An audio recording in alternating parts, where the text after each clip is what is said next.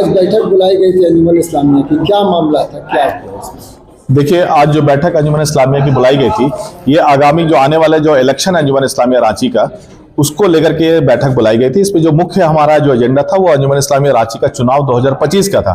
और हमारे बायलॉज जो हमारे जो आइन है उसके मुताबिक आपको अंजुमन इस्लामिया का जो चुनाव होता है वो टेन्योर खत्म होने से 6 महीना पहले इसका प्रोसीड्यूर स्टार्ट कर देना होता है।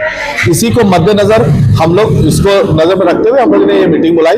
समाज के जितने भी प्रबुद्ध, जितने भी समाज के जिम्मेदार किस्म के लोग थे और पंचायत के सदर और हमारे जो वोटर्स हैं उन लोगों को बुलाया गया और बड़ी संख्या में लोग यहाँ पर शिरकत किए और अपनी अपनी राय रखे। इसमें बात जो सामने आई ये है कि वक्त पे चुनाव कराना है।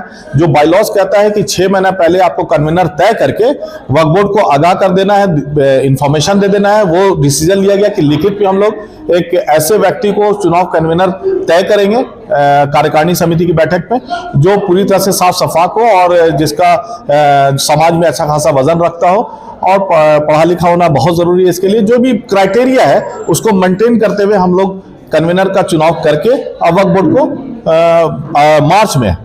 मार्च का डिसीजन लिया गया है कि मार्च माह में करनी होगी। एक तो मजलिस आमला के साथ बैठक जो हम लोग फरवरी इसी माह में अभी कर लेंगे और जो फाइनल बैठक हुआ जिसमें हम लोग डिक्लेयर करेंगे कि किसको हम लोगों ने कन्वीनर चुना है सहमति से, सबके सहमति से, मेजोरिटी के साथ, वो हम लोग मार्च के फर्स्ट वीक में इंशाल्लाह कर लेंगे और उसके बाद हम लोग इसका इंफॉर्मेशन आवाम को भी बता देंगे और सीओ को भी रिटर्न तौर पे दे दिया जाएगा। देखिए, अंजुमन बचाओ मोर्चा के बैनर तले 3 जनवरी को शहर और ग्रामीण क्षेत्र के विभिन्न संगठनों ने वक्फ बोर्ड के अध्यक्ष और सीईओ दोनों को ज्ञापन दिया संयुक्त रूप से कि साथ समय अंजुमन इस्लामिया रांची की चुनाव हो जाए। और जो बुनियादी तौर पर एक शिकायत लोगों की रही है कि अंजुमन का जब भी इलेक्शन होता है वोटर लिस्ट की वोटर लिस्ट बननी चालू होती है तो उसमें ग्रामीण क्षेत्रों की उपेक्षा की जाती है। इसी बात को जो है सीईओ को अवगत कराया गया, वक्फ बोर्ड को भी अवगत कराया गया कि बायलॉज के अनुकूल अनुरूप जो मजाफात है आसपास के क्षेत्र है रांची नगर निगम और डोंडा के, उनको जो जोड़ करके वोटर लिस्ट में उनको प्रतिनिधित्व दिया जाए।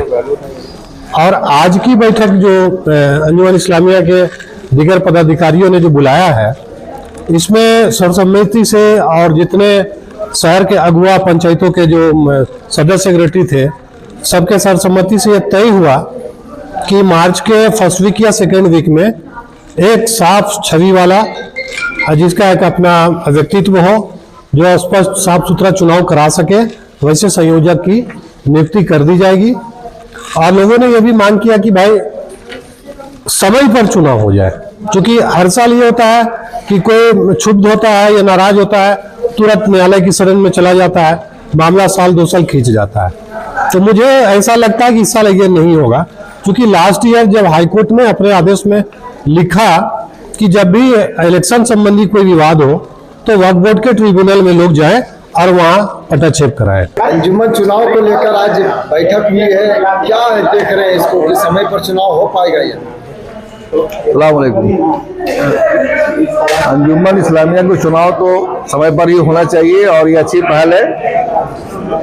और जैसा कि पता चला है कि वक्फ बोर्ड से भी अभी के मौजूदा कमेटी को लेटर मिला है चुनाव के सिलसिले में, तो उनको भी फिक्र है और इस फिक्र का हम स्वागत करते हैं। और अब जो चुनाव हो वो अच्छा तरीका से हो और उम्मीद करते हैं कि अब देही इलाके के लोग को जोड़ के काम करना चाहिए और सबको खबर करना चाहिए, उन लोग भी बढ़ चढ़ के भाग लेना चाहिए।